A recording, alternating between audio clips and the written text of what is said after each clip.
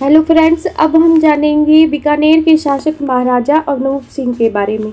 मित्रों, महाराजा अनूप सिंह जो है वो अपने पिता कर्ण सिंह के बाद शासक बनते हैं मित्रों। और इनका जो टाइम था वो था 1669 से लेकर 1698 तक। 1669 से लेकर 1698 तक। मित्रों, अनूप सिंह जो है वो कर्ण सिंह के बाद 1669 में शासक बनते हैं बीकानेर के। और सर्वप्रथम मित्रों, ये दक्षिण भारत में जो शिवाजी का आतंक था उसको दबाने में काफ़ी हद तक सफलता इनको मिलती है। मित्रों, औरंगजेब जो है वो प्रसन्न होकर अनूप सिंह को महाराजा और माही भारतवी की उपाधि देते हैं। माही भारतवी की जो उपाधि थी वो, और महाराजा की जो उपाधि है मित्रों, वो अनूप सिंह को औरंगजेब के द्वारा दी जाती है। मित्रों, ये जो अनूप सिंह थे वो राज व्यवस्था चलाने में काफ़ी निपुण थे। एक बार की बात है कि मित्रों, इसी क्रम में आपको बताती हूँ कि एक बार इनका भाई, जिसका नाम था वनमाली, इनका अनोरस भाई था, ये सगा भाई नहीं था। और वनमाली दास जो है इसका पूरा नाम था। इस वनमाली दास ने षड्यंत्र रचकर अपना धर्म परिवर्तन कर लिया और औरंगजेब के साथ मिलकर बीकानेर का जो आधा राज्य था वो अपने नाम करवा लिया। मित्रों, बीकानेर जब ये पहुंचता है वनमाली दास, तो क्या करते हैं बीकानेर के महाराजा इस टाइम में कौन होते हैं? अनूप सिंह जो वनमाली दास का अच्छा आदर सत्कार करते हैं और इनको खूब जो है इनको अतिथि का सम्मान इनको प्रदान करते हैं। इसी आदर सत्कार के चलते ये वनमाली दास का जो विवाह है वो एक दासी की पुत्री से करवा देते हैं। और मित्रों, ये दासी की पुत्री जो है इसको वनमाली दास को शराब में संखिया मित्रों एक विष होता है, जहर होता है, और ये मिलाकर पिला देती है किसको? वनमाली दास को, जो अनूप सिंह का अनोरस भाई होता है। और इससे क्या होता है कि वनमाली दास की मृत्यु हो जाती है। तो इस तरह इन्होंने बहुत ही दिमाग से काम लेकर अपने जो शासन था बीकानेर का उसको बचाया। अनूप सिंह के काल में ही मित्रों बीकानेर चित्रकला का जो है स्वर्ण काल माना जाता है। बीकानेर चित्रकला का स्वर्ण काल जो है वो अनूप सिंह के काल को माना जाता है। बीकानेर चित्रकला का स्वर्ण काल। मित्रों, इनके काल में कई जो प्राचीन भारतीय ग्रंथ थे उनका राजस्थानी और मारवाड़ी भाषा में उनका अनुवाद भी किया गया अनूप सिंह के काल में। इन्हीं के काल में मित्रों जो आनंद राम नामक एक व्यक्ति ने गीता का राजस्थानी में अनुवाद किया। तो ये प्रश्न यहाँ से बनता है कि गीता का राजस्थानी में जो अनुवाद है वो किसके द्वारा किया गया? तो महाराजा अनूप सिंह के काल में आनंद राम नामक व्यक्ति द्वारा पहली बार गीता का राजस्थानी में अनुवाद किया गया। मित्रों, अनूप सिंह के काल में बेताल पच्चीसी मित्रों एक कहानियों का एक ग्रंथ है जिसका नाम है बेताल पच्चीसी।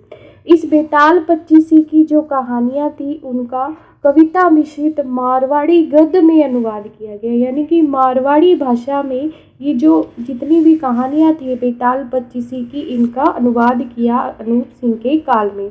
अनूप सिंह जो थे मित्रों स्वयं भी बहुत अच्छे साहित्यकार थे और इनके द्वारा अनूप विवेक इसके साथ साथ काम प्रबोध श्राद्ध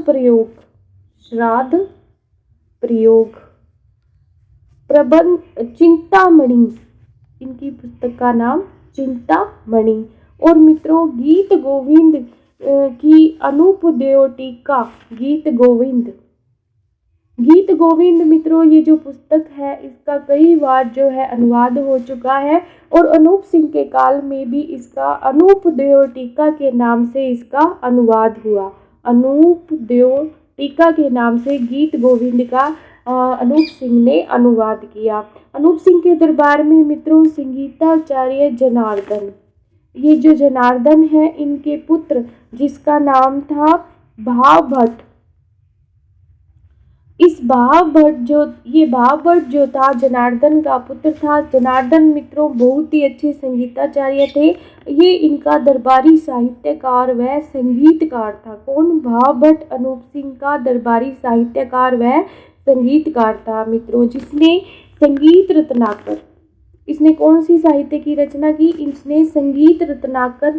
साथ साथ मित्रों इसने एक पुस्तक और भी रचना की जिसका नाम हमें इतिहास में नहीं मिलता, लेकिन इस पुस्तक का जो रचना है वो अनूप सिंह के काल में ही हुई। अनूप सिंह का एक दरबारी कवि और था जिसका नाम था मणिराम। इस मणिराम ने मित्रों अनूप व्यवहार सागर, अनूप व्यवहार सागर, अनूप व्यवहार सागर, साथ साथ अनूप विलास, इसके साथ साथ मित्रों अनंग भट्ट नामक एक व्यक्ति ने, अनंग भट्ट नामक एक व्यक्ति ने अनूप सिंह के काल में तीरथ रत्नाकर, तीरथ रत्नाकर नामक ग्रंथ की रचना की।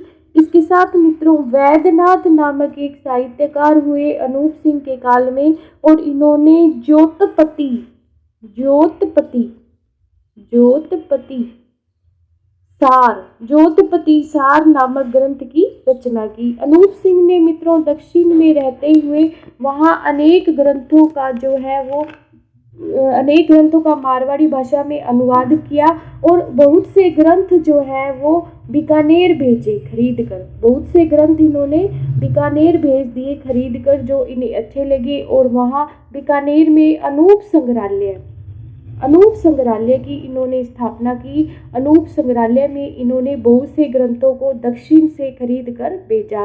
अनूप सिंह ने मित्रों दक्षिण में रहते हुए वहाँ अनेक मूर्तियों का संग्रह कर बीकानेर भिजवाया, और जहाँ इनको 33 करोड़ देवी देवताओं के मंदिर में सुरक्षित रखवाया गया। इस तरह मित्रों अनूप सिंह का बहुत ही अद्भुत योगदान है भारतीय संस्कृति और सभ्यता को बनाए रखने में और बीकानेर के गौरव को संजोए रखने में। धन्यवाद मित्रों। अनूप सिंह के बारे में इतना ही। प्लीज़ लाइक, सब्सक्राइब और शेयर।